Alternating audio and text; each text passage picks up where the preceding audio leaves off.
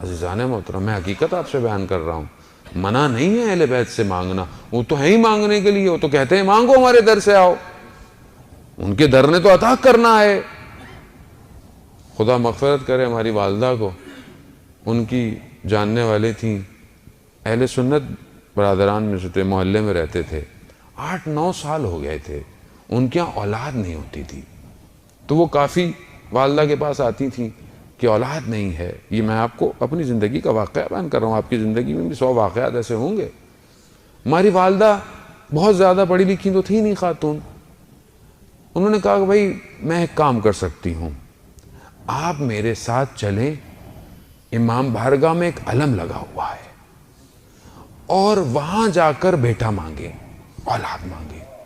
عزیزان محترم، خدا نے 1 نہیں 2 نہیں، ان خاتون کو 4 بیٹے دیے۔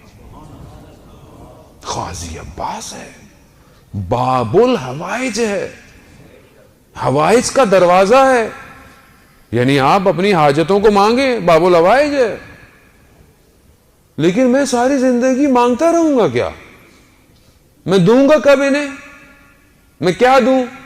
مولا بیٹا دے دے، وہ دے دیا، مولا نوکری دے دے، دے دی، مولا گھر دے دے، دے دیا۔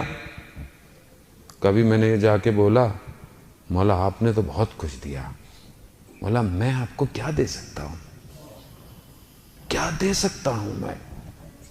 وہاں سے ہو سکتا ہے یہی آواز آئے کہ اپنے وقت کی امام کی اطاعت کرو، وقت کے امام کو پہچانو، کتنا وہ تمہاری زندگی میں ہے وقت کا امام۔ جب خدا کہتا ہے کہ تم محنت کرو، تم ہمت کرو، میں تمہارا ساتھ دوں گا، مگر میں تبھی کروں گا عزیزان محترم کہ جب تک میری زندگی میں کوئی ہدف نہیں ہوگا۔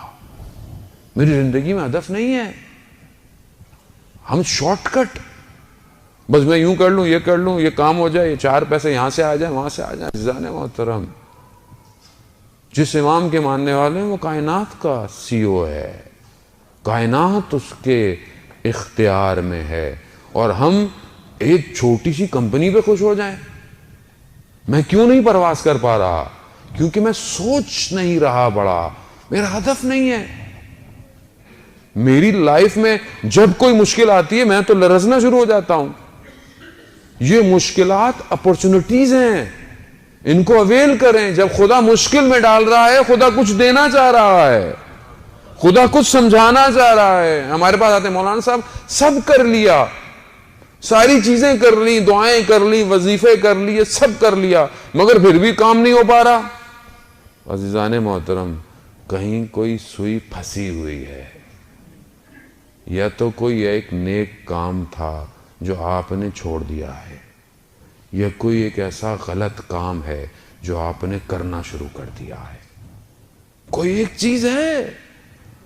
عزیزان محترم، خدا نہیں چاہتا اپنی مخلوق کو عذاب دے یا سختی میں رکھے یا غضب دے۔